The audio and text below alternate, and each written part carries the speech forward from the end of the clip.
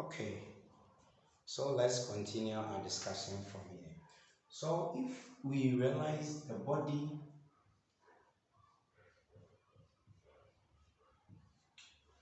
so let's look at displacement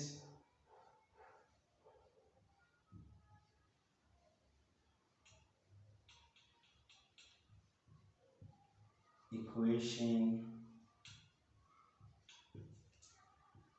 of a body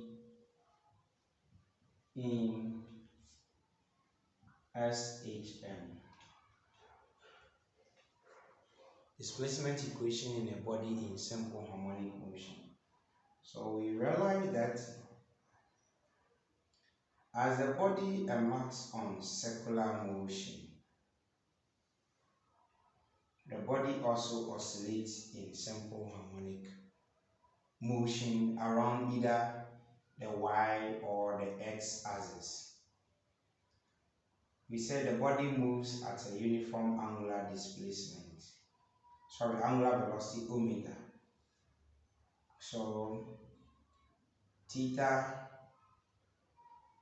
is equal to omega t, because theta, angular displacement, angular velocity is angular displacement over time, and so theta is equal to omega t in radian. Okay, now when a body is making simple harmonic motion, the point where we have a maximum oscillation of the body is what we call as the amplitude A. Okay, so the amplitude is the maximum displacement of a body in SHM. Okay, now because the along the y axis, the body is oscillating around O. This maximum displacement, we call it as amplitude, and the amplitude occurs at the extremes. So we have two extremes. This is an extreme, and this point is also an extreme.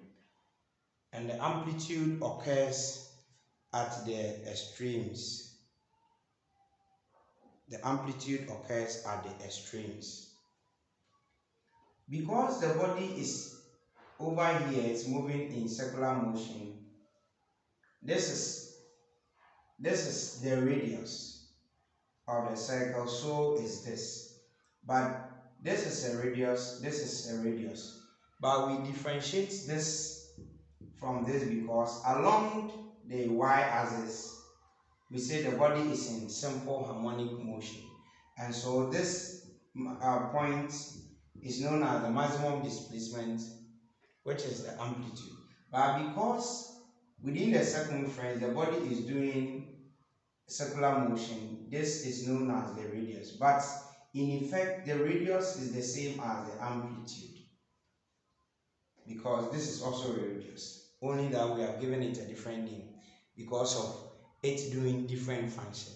Okay, so this is also, so R is equal to A.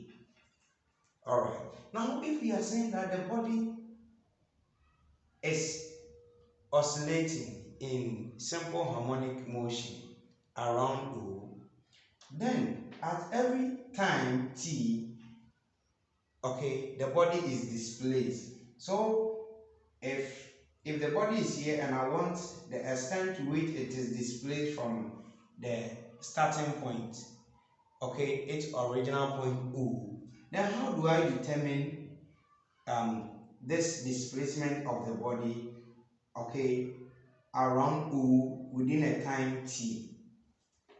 All right, this line from here to here, I'm sure you all agree with me, is the same as from here to this point. So if this is y, then this is y.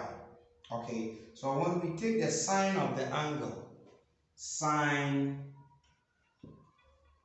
theta, but our theta here is omega t. Omega t is equal to the opposite, which is y, on the hypotenuse. Here the hypotenuse can be taken as the radius or can be a, whichever. So we have y is equal to a sine omega t. Alright, and this is the displacement equation. This is the displacement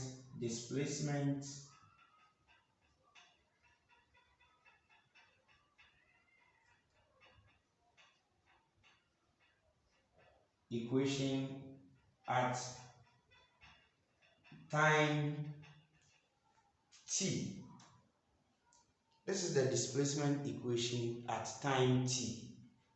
Alright, so if you want the displacement of the particle at any time, when it comes here, we said the time taken to reach here is t. If it's here, t1, t2, and you are looking for the displacement equation, the displacement of the particle at any time, meaning if assuming it is here, you have y1.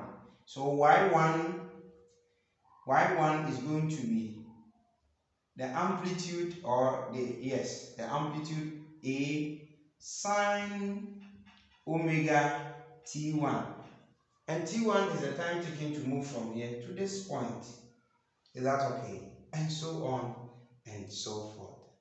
So this is the displacement equation at any time t for the body in simple harmonic motion. Now I want us to do something. We said for a complete oscillation, the time taken to do that is capital T. Let's break the time into quadrants. So from here to here is quarter of the quadrant. This is half of this period, big T, and over here is 3/4 of the period, and then back is equal to, say, so we have 0 and t over here when the time is equal to 0 and all that. Alright, so when the particle is here, what is the displacement? And here we are looking at the displacement along the y-axis. So when the particle is here, the displacement of the particle is 0. It hasn't moved at all. Alright, but we can use this division of